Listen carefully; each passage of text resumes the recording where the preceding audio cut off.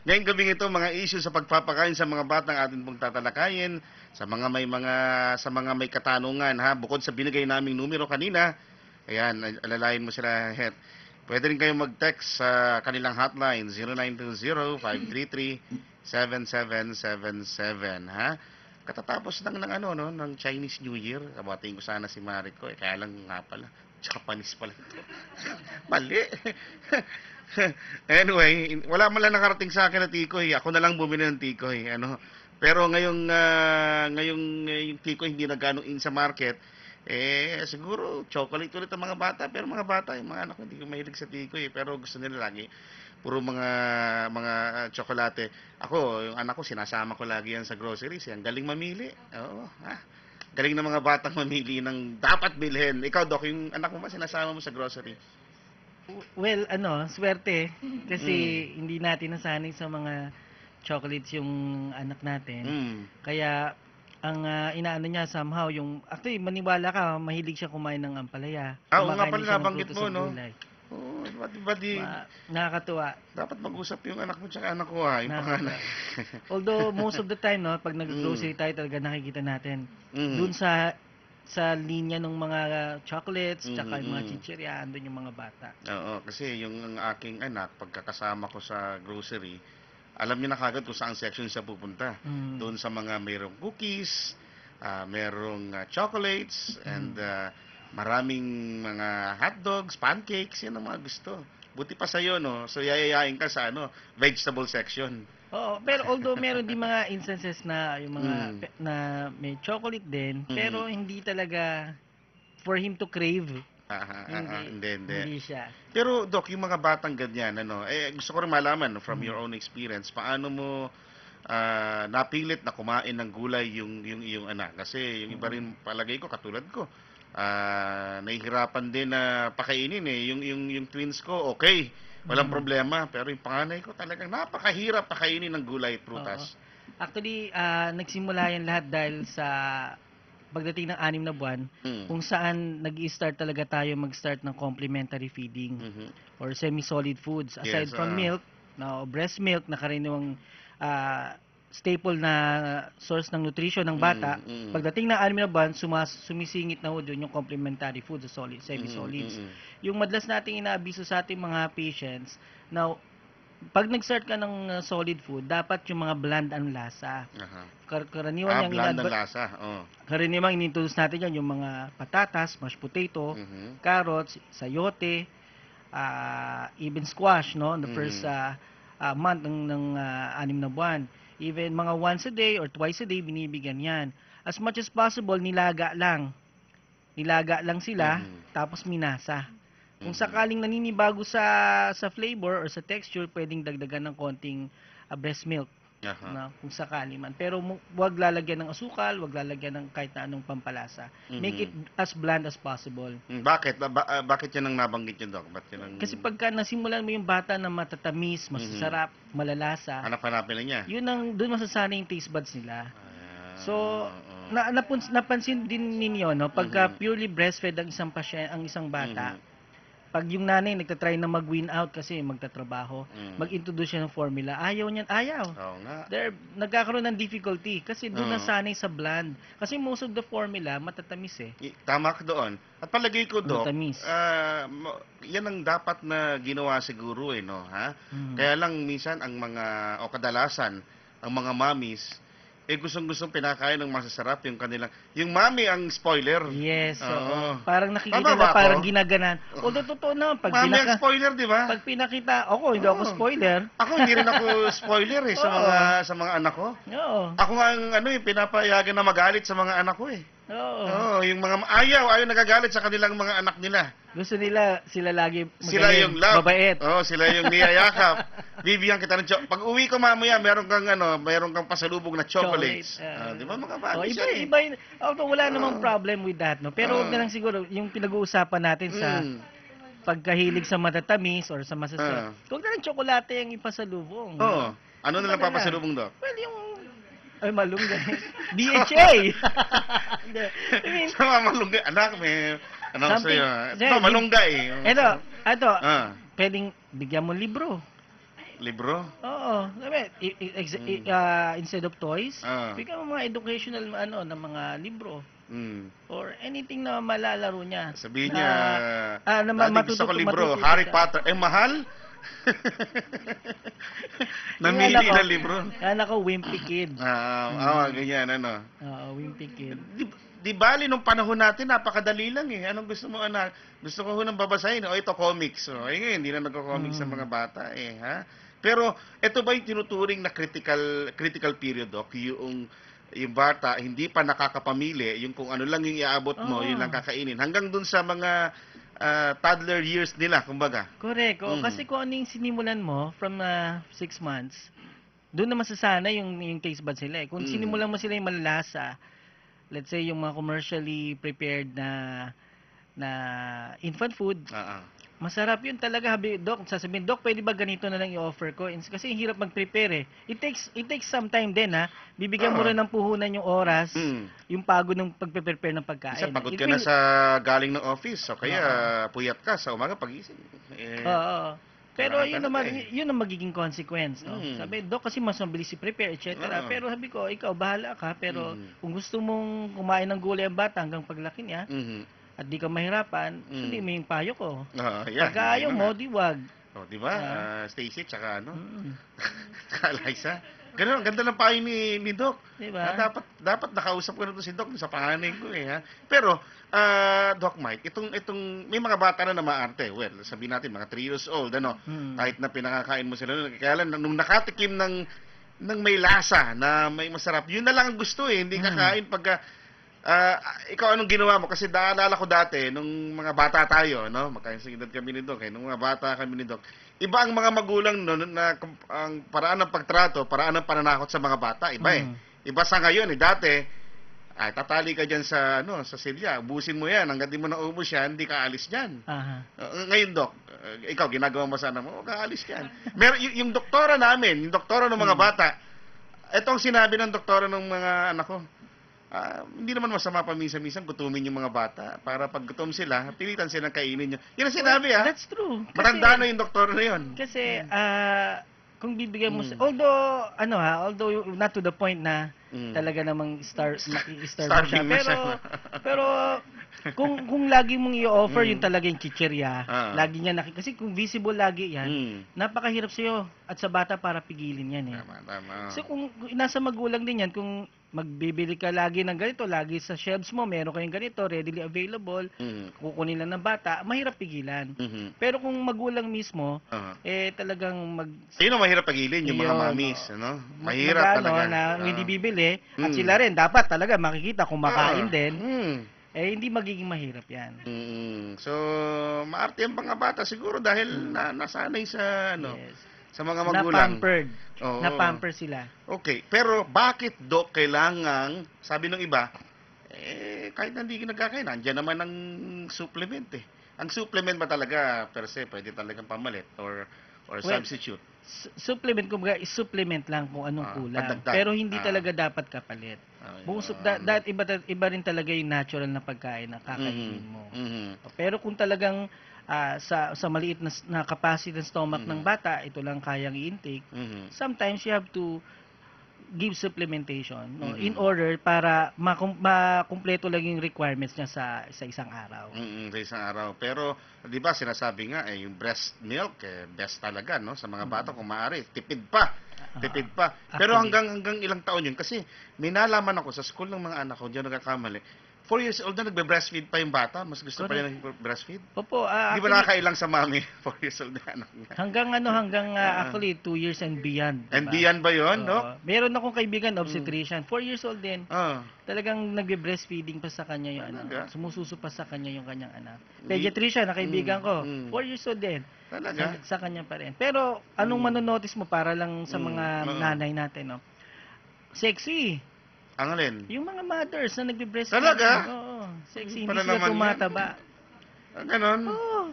Yun ang common denominator sa kanila. Sabihin, pagka maagang halimbawa inawat yung anak sa pagbe-breastfeed, hindi na magiging sexy?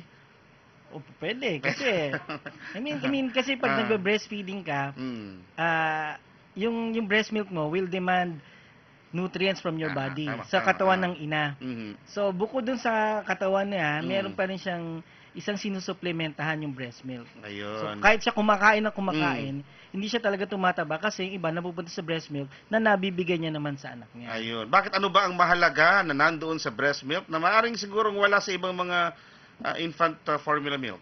Well, although meron na rin no, sa ibang formula, pero ito Hinaluan. natural, Natural. yung DHA. Okay. EPA. Lagi ko narinig yan, DHA, Oo. EPA. Yung sinasabi natin, yung DHA, EPA, are essential components of brain cells, no? Particularly yung kanilang cell membrane, wherein it can make proper connections sa iba ring mga neurons or cell or brain cells para makapag-process sila ng information. So, kung may kakulangan ng DHA, maaaring ma-delay yung transmission ng information.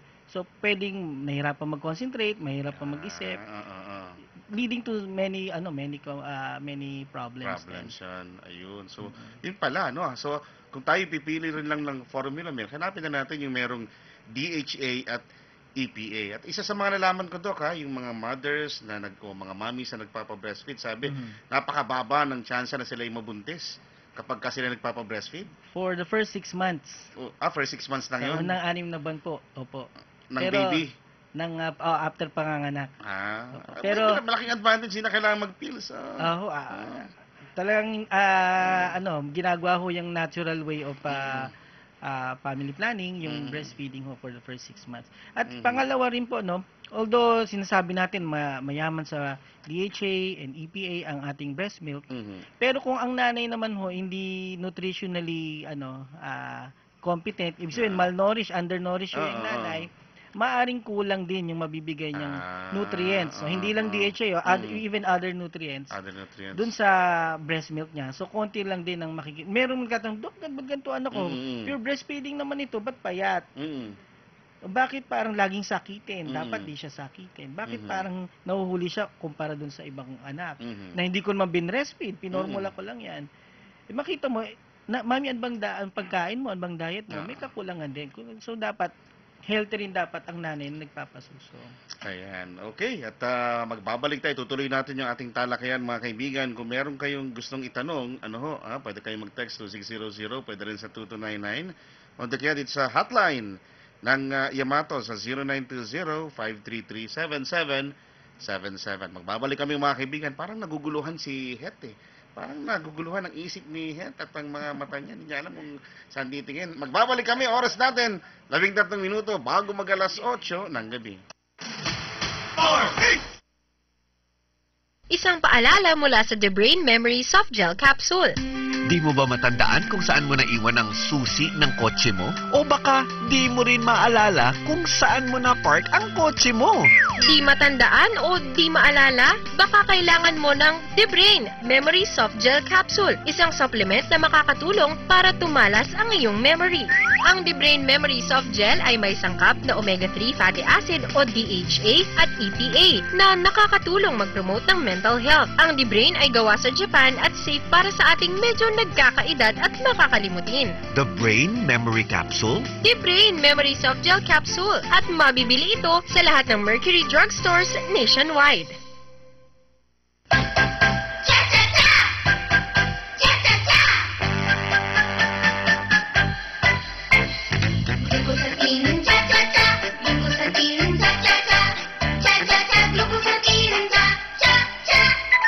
Kapag nagkakaedad ka na, unti-unti mo nang nararamdaman ang pananakit ng buto at joint pains. Dahil as you age, nababawasan ng glucosamine at chondroitin sa iyong katawan. Dito nakatutulong ang glucosatin, isang natural food supplement na may sangkap na glucosamine at chondroitin na nakatutulong mabawasan ang pananakit ng buto at joint pains na dulot ng arthritis. Glucosatin, cha-cha-cha! Glucosatin, cha-cha-cha! Cha-cha-cha! Glucosatin, cha-cha-cha!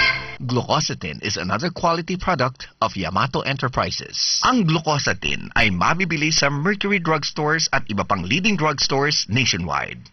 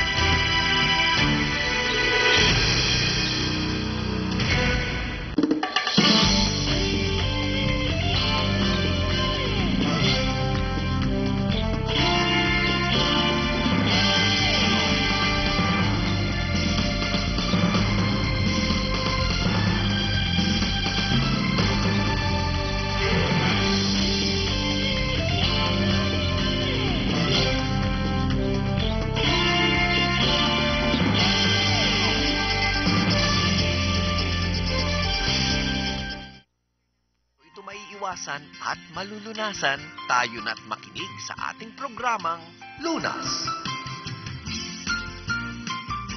Oras sa buong Pilipinas, 7 minuto bago mag-alas 8 ng gabi. Kasama pa rin natin sa studio, ha? Si Dr. Mike Javier, at siyempre pa si Miss Stacy, at si Eliza, at si Mariko. Tama ba ako? Kaibigan ko pala yung taga-Tokyo. Ano yung pangalan niya? Akasako. Marie. Opo. Marie Akasako. Naku, mabubuking. Si Mariko pala yung kaibigan ko sa Tokyo University.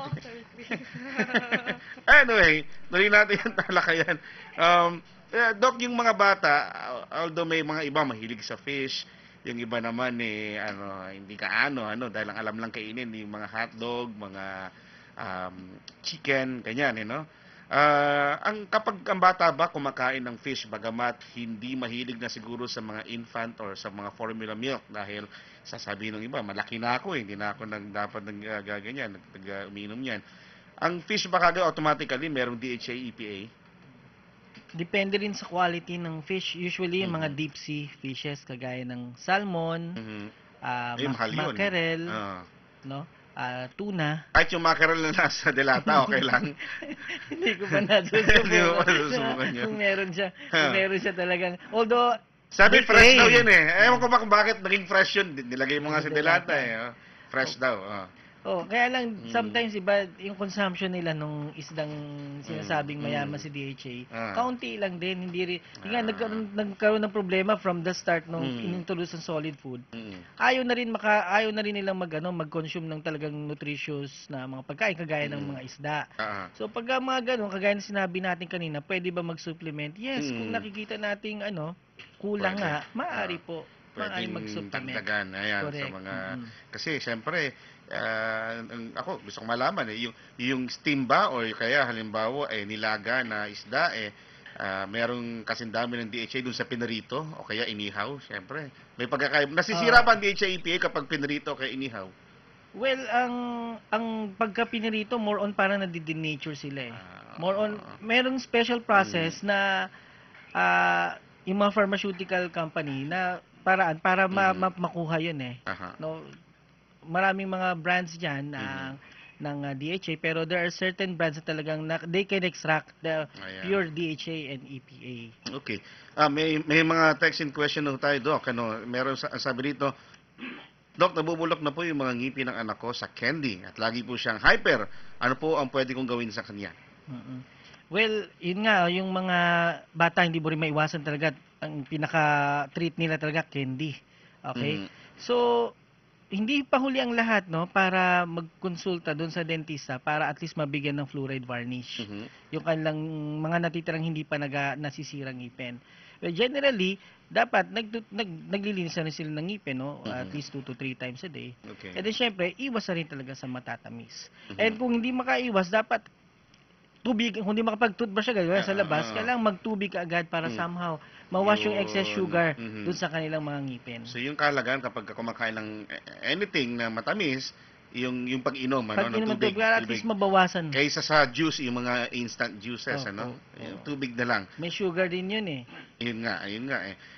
Paano naman, Doc, yung mga bata raw na mahilig ito, yung mga anak ko mahilig sa ganito, maasim na pagkain, lalo na yung sinigang, nako. Yung iba, hilig, maalat pa o kaya iba naman, mga instant foods. Anong maaaring epekto nito, Doc? Opo. Number 1, yung sa maaalat, tandaan po natin, ang kidney ng bata hindi pa ganun ka-develop until mag-7 taon. Pag sobrang alat po yung mga kinakain o mataas ang sodium content, maaari pong magkaroon ng problema sa kanilang bato. So, yun po yung sinasawag na masyadong maalat na mga kinakain. Kaya naman sa mga maasim, naturally, yung citrus, walang problema kung citrus fruits, mga prutas, yun ang nagiging source sa mga maasim na pagkain, okay, rich source of vitamin C. Pero kung mga preserved juice, like yung mga nasa Tetra Pak, may mga preservatives yan na nagpapaasim, nagpapatamis din that are irritating dun sa mga sikmura ng mga bata. And somehow, nadadamage yung initial lining ng kanilang sikmura, causing abdominal pain. Due to excessive production ng acid. And then later on, pagka nagpaulit-ulit yun, pwedeng magkaroon ng pagkagasgas. And then later on, pagkasira nung mismong sikmura or tiyan. Ayun. Okay. Dagdag common po yan sa mga school age children. Dati man hindi sumasakit ang tiyan ng mga bata, pero pagdating nung 4 hanggang 6 na taon, madalas yung complaint sa clinic, sumasakit ang sikmura. Looking back sa history nila, nakita mo yung mga baon pala nila, mga juice na artificial. Tetra Pak, ganyan. Oo, yung mga lalagay na lang ng straw. Yes. Di magandang ginagawa doon dati. Talagang titimplahan ka ng ni mami ng calamansi juice, Talang nakita mo piniga. Natural. Mas maganda. Doon ho sa mga nangangailangan at mukhang duda sila kung yung kanilang anak ay nakakakuha ng karampatang DHA EPA sa araw-araw. Mamaya ay ipapadiscuss pa natin kay Doc yung kahalagaan ng ano ba yung kaibahan ng may araw-araw na supply ng DHA EPA doon sa bibihira lang magkaroon ng supply ng DHA EPA. May hatid na magandang balita ang Yamato para po sa mga magulang narito sina Stacy tsaka si Eliza. Ano yung magandang balita na yan mula sa Yamato? Ang magandang balita po ng Yamato Enterprises na makers po Sir Chris ng Squalene S na 28 years na ay nag-come up po tayo ng isang produkto po na medyo ilang months na rin naman po sa merkado, yung ating The Brain, Sir Chris. Ito yung exactly DHA plus EPA. Ito yung concentrated form po ng fish oil, Sanma at Iwashi from Japan po. Napag-usapan po natin Sir Chris yung presentation ng food para sa bata. Importante din Sir Chris yung supplement, yung safe at quality po talaga. Yung The Brain natin, Sir Chris, it comes in the form of a light gold na soft gel po na kid-friendly. So, if ever yung anak nyo po, yung daughter or yung son nyo, hindi pa niya kayang lumunok po, pwede naman din pong ihalo sa milk. And so far naman po, wala naman kaming complaints na lumalansa yung milk or naghahalo po sa lasa. Oo. Gaano kataas ang quality nito? Kasi usually yung iba, hinahanap yung quality. At kung totoo ba yung mga claims na nagagawang tulong ng supplement na kanilang binibili? Ayan, Sir Chris, pag sinabi kasi natin Japan quality, wala na po silang maitatanong pa eh. Actually, Sir Chris, yung mga texters po namin, ang laging tinatanong, saan ba gawa yung The Brain na yan? Sa bansa nagmula? Lagi namin sinasabi, Sir Chris, 28 years na po ang Squalene S po, na sinusuportahan po ng mga Pilipino. Ngayon naman po, ang DHA plus EPA po na The Brain, gawa pa rin po ng Japan, Sir Chris. Ayun, so Japanese quality, so mataas, yung standard ng Japan. So, kung sa bata, ilan ang dapat na ibinibigay, lalo na soft gel to, paano dun sa mga hindi kaya soft gel, so tatanggalin lang sa soft gel, bubutasin. Ayan, Sir Chris, para po dun sa mga bata, ang dami rin po kasi mga bata ngayon hindi pa marunong lumunok ng soft gel po. Butasin, i-prick lang po natin yung soft gel, ihalo po natin dun sa gatas or dun sa kinakain po ng babies po namin. Kasi po, actually, Sir Chris, yung baby ko, very particular sa taste. Ang ginagawa baby ka ko na po, ba? Yes po, Sir Parang Chris. wala talagang dalaga. Thank you po. Ayan po, Sir Chris. Hinahalo ko po yun sa gatas niya. Wala naman po, okay naman so far po, okay naman po siya. So, ang gagawin lang po na i-prick lang po, butasin lang po, ganun lang po kasimple, Sir Chris. Kung mga, Stacy, kung mga teenager na, ayan, mga teenager, gaano karami ang dapat ibigay sa kanila? For 12 years and up, Sir Chris, 2 soft gels a day po. Isa sa umaga, isa sa gabi. Pwede po kayong pumunta sa nearest Mercury Drug, Rose Pharmacy, South Star, Boye Drugstore din po, meron din po tayo dyan, Sir Chris. 14 pesos and 75 cents lamang per soft gel. So, imbis na ipapili pa natin ng pang-artificial na baon para kay Junior, bumili na lang po tayo ng The Brain, Sir Chris. Kasi tama po kayo, hindi po porke fruit juice ay healthy na kaagad. Pero, gusto lang namin emphasize, Sir Chris, na ang The Brain, hindi siya food replacement po. Food supplement Food po. supplement. So, anong best na binibigay ito bago ba kumain yung mga bata or during meals or after meals? Actually, since hindi naman po siya acidic sa tiyan, pwede naman po before meals. And dun sa mga nabasa rin po namin, mas maganda talaga before meals. Before meals. Ang mga SK, mga sobra 40, pwede rin bang mag-The Brain? Yes po, Sir Pwede Chris. rin, Pwede pa rin po. All ages po yung The Brain natin. Mula sa buntis, bata, hanggang sa matatanda po. Pwede po ang The Brain, Sir Chris. Ayan, tama-tama. Itong The Brain, sabi, ito, di ba, nakakatulong din sa memorya. Di ba? Lalo na yung mga nakakalimot. Tama-tama, magfe-February 14 na. Magandang iregalo ito sa mga, higit sa lahat, sa mga kalalakihan. Para hindi sila makalimot na malapit na ang February 14. 10 araw na lang po mga kaibigan, Valentine's Day na. Kaya magbabalik ko kami kung may katanungan tungkol sa DeBrain. Ano yung hotline ninyo, Stacy? Hotlines po namin 0935-870-2500, 0935-870-2500 po, at 0920-533-4 po. Ayan, dito rin sa DZRH, pwede kayo mag-text sa 600 o di kaya naman sa 2299. Oras natin, 1 minuto ho, makalipas ang alas 8 ng gabi.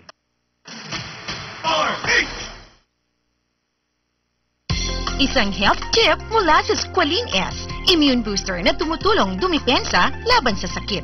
Alam niyo ba na ang Squalene S ay proteksyon para sa ating cells? Ang Squalene S ay nagpapalakas sa ating immune system gamit ang oxygen upang tumulong sa production ng healthy cells laban sa cancer at iba pang sakit at impeksyon. Ang Squalene S ay purong shark liver oil na mula sa Japan at mula pa noon ay tumutulong as an immune booster at oxygen supplement na pangdepensa ng ating katawan. Squalene S is a quality product of Yamato Enterprises. Ang Squalene S ay mabibili sa Mercury Drugstores at iba pang leading drugstores nationwide. Isang paalala mula sa DeBrain Memory Soft Gel Capsule. Dami bang review materials at ang hirap mag-memorize? Or baka nakakalimutan mo na malapit na ang final exams? Di makamemorize o di maalala? Baka kailangan mo ng DeBrain Memory Soft Gel Capsule, isang supplement na nakakatulong para tumalas ang iyong memory. Ang DeBrain Memory Soft Gel ay may sangkap na omega-3 fatty acid o DHA at EPA na nakakatulong mag-promote ng mental health. Ang DeBrain ay gawa sa Japan at safe para sa ating medyo nagkakaedad at makakalimutin. The Brain Memory Capsule? DeBrain Memory Soft Gel Capsule at mabibili ito sa lahat ng Mercury Drugstores nationwide. Mga impormasyon na nasa likod ng balita, mga taong gumawa ng balita, at mga panig ng balita na hindi pa nababalita. Lilinawin, uusisain ng malalimang pag-uusap at paglilinaw. Samahan ang broadcaster ng bayan, Joe Taruk, at ang Radio Broadcaster Awardee ng Oras sa buong Pilipinas, ganap ng 3 minuto makalipas ang alas 8 ng gabi. Balita! Agad! Dati pong RH Balita, nangangamoy na recall sa Puerto Princesa City. Inaalmahan na ng mga residente doon. Ibalita mo yan, RH16, Andy Verde. Andy. Thank you very much, Manong. At nagpahayag ng labis na pagkabahala mga residente, lalo na mga taga-suporta ni Puerto Princesa City Mayor Lucilo Bayron sa umano'y isinusulong na recall election ng ilang mga kalaban sa politika ng alkalde. Karamihan sa mga mamayan ng lungsod sa lalawigan ng Palawan ay naniniwala na nagwagi ang kanilang alkalde sa malinis na pamamaraan, patunay ang malaking kalamangan niya sa managing katunggali sa nagdaang alalan. Iginit pa ng mga taga-suporta ni Mayor Bayron na bukod sa hindi gumugol ng napakalaking halaga ng salapin ang alkalde sa panahon ng pangangampanya, hindi rin kailanman napabalita na gumamit ng karahasan o private army ang alkalde at lalong hindi gumawa ng pandaraya. Nauna na inihayag ni Bayron na ang walang dudang pagkakapanalo niya noong kumandidato pa siya bilang vice-alkalde ng lungsod ay patunay na nakuha niya ang tiwala at suporta ng mamayan ng lungsod. Naniniwala ang kanyang mga mamayan na ang maayos na pamalakad at mahusay ng paglilingkod bilang vice-alkalde ang naging dahilan upang pagkatiwalaan siya maging ama ng lungsod ng Puerto Princesa. Ilang mga political analyst naman ang nagpahayag